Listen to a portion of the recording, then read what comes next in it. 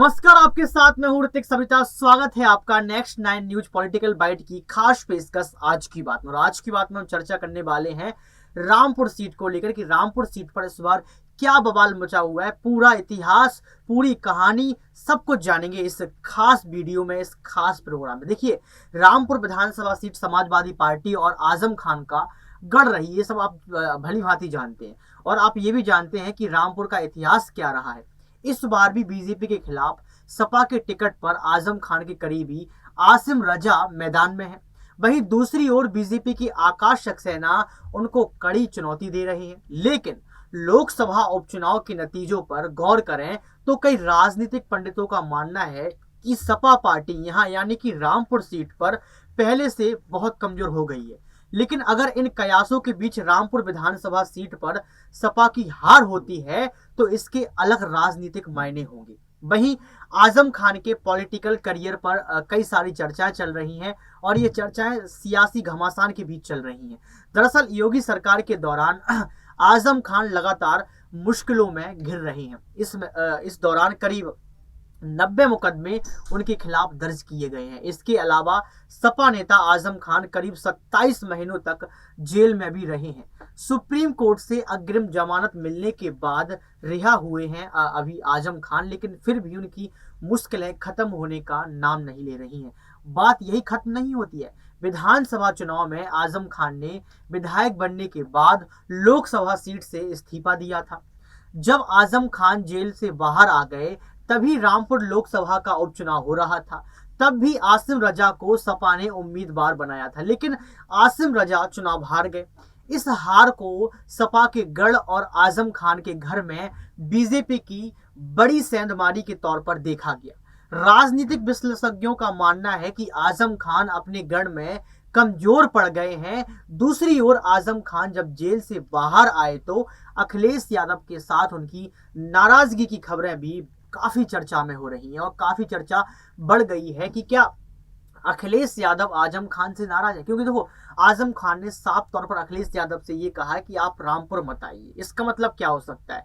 और मुझे नहीं लगता है कि आजम खान आसिम रजा का सपोर्ट कर रहे हैं, क्योंकि आप ये समझ सकते हैं कि आजम खान चुनाव आयोग से बोल रहे हैं कि यहाँ पर आप बीजेपी प्रत्याशी को घोषित कर दीजिए कि वो उनकी जीत तय है। और साफ तौर पर आप समझ सकते हैं यहाँ पर मोदी सरकार का तानाशाही रूप चल रहा है।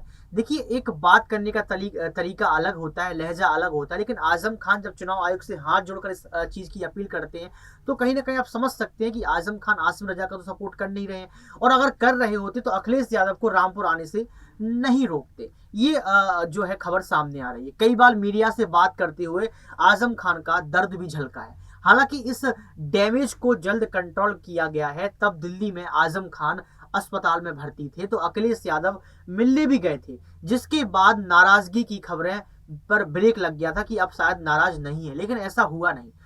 इसी बीच फिर जौहर यूनिवर्सिटी के मामलों को लेकर आजम का परिवार घिरा हुआ नजर आ रहा है।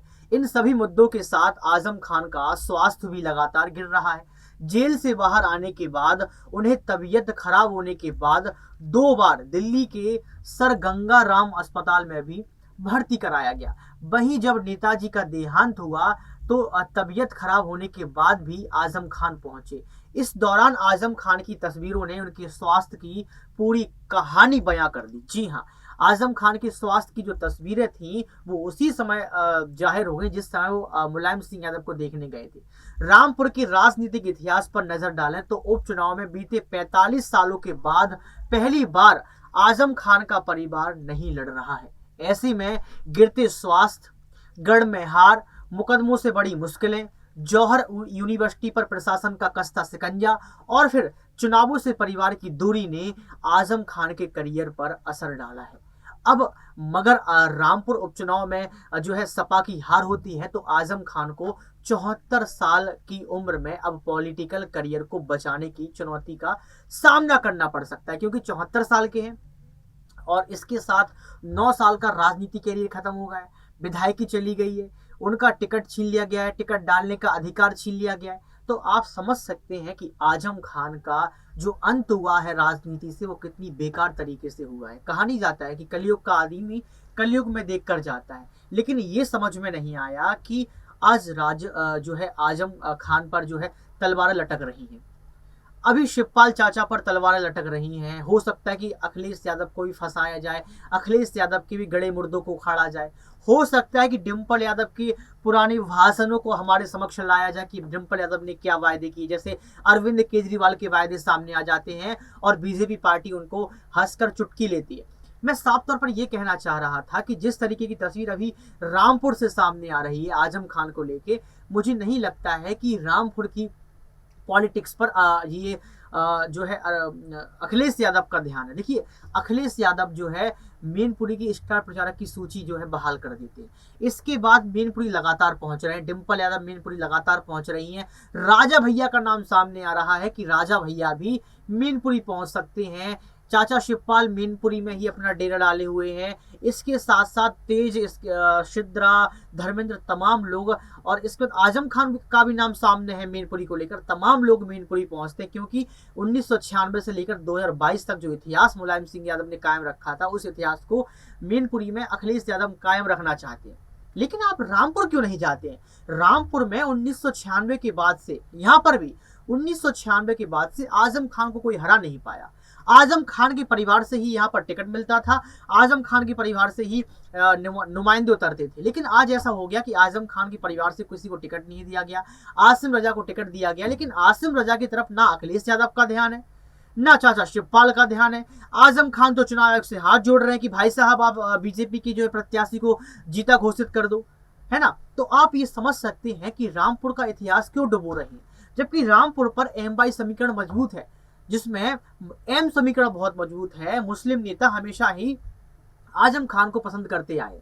अगर आजम खान अपनी पूरी ताकत झोंक देते हैं, अखिलेश यादव वहां पहुंच जाते हैं, चाचा शिवपाल वहां पहुंच जाते हैं, तो मुझे नहीं लगता है कि रामपुर की सीट चली जाएगी सपा पार्टी से। रामपुर की सीट सपा पार्टी के पास ही रहेगी। लेकिन यहाँ पर आप देख सकते हैं कि राजनीति सिर्फ और सिर्फ मैनपुरी पर खेली जा रही है, क्योंकि बीजेपी यहाँ पर साफ तौर पर केशव प्रसाद मौर्य कहते हुए नजर आ रहे हैं कि मैनपुरी में तो कमल खिलेगा। और शायद यही बात जो है यहाँ पर अखिलेश यादव को अटैक कर गई। और एक बात और सामने आई है कि चाचा शिवपाल को योगी आदित्यनाथ ने फुटबॉल बोल दिया, घड़ी का पेंडुलम बोल दिया। तो इस तरीके की जो राजनीति की जा रही है वो सिर्फ मैनपुरी में की जा रही है। रामपुर से कोई ऐसा बयान सामने नहीं आता है जिसको देखकर अखिलेश यादव रामपुर में कूद पड़े। लेकिन कूदना जरूरी होगा, क्योंकि देखिए, अगर आप रामपुर हार जाएंगे तो आपका इतिहास चला जाएगा और एक नया, जी हाँ, आकाश सक्सेना को यहाँ पर जीत मिल सकती है। और आकाश सक्सेना जीत जाएंगे तो उनको लोकसभा के लिए रास्ते खुल जाएंगे, संसद तक वो पहुंच जाएंगे। और संसद तक अगर यहाँ पर अखिलेश यादव अपने प्रत्याशी को पहुंचाते, यानी कि आसिम रजा को पहुंचाते हैं, तो लोकसभा चुनाव 2024 में उनको जो है ज्यादा चुनौती का सामना नहीं करना पड़ेगा। अच्छी खासी सीटें वो ला सकते हैं उत्तर प्रदेश के अंदर। लेकिन क्या वो इस समझ में नहीं आ रहा, ये पॉलिटिक्स है। लेकिन रामपुर को लेकर आप क्या सोचते हैं? अभी जो आजम खान का जो है पॉलिटिकल जो करियर है वो खत्म हो गया, इसको लेकर आप क्या सोचते हैं? क्या रामपुर में 1996 से लेकर 2022 तक का जो इतिहास रहा है वो कायम रहेगा, या फिर अब रामपुर का इतिहास खत्म हो जाएगा और जो है यहाँ पर आकाश सक्सेना अपनी जीत दर्ज कर लेंगे और बीजेपी अपना एक नया इतिहास गढ़ देगी, एक नया इतिहास लिख देगी? आप इस विषय में क्या सोचते हैं, हमें कमेंट बॉक्स में जरूर बताएं।